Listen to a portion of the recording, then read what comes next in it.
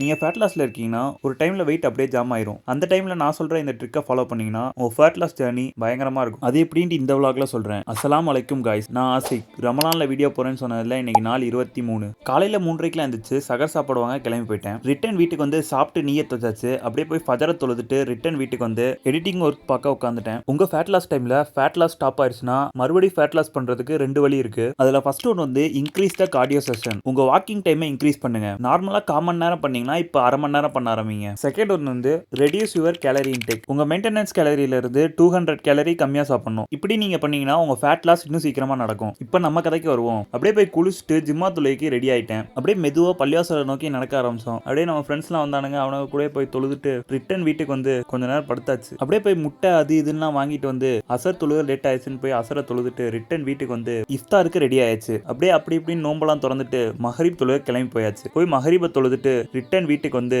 சாப்பிட்டுட்டு அப்படியே இஷாத் ராவியா தொழுக போய் தொழுதுட்டு நண்பரோட ஒரு சின்ன வேலையா வெளியே போயிட்டு ரிட்டன் வீட்டுக்கு வந்து படுத்து தூங்கியாச்சு மக்களே. அப்புறம் நாளைக்கு பார்ப்போம்.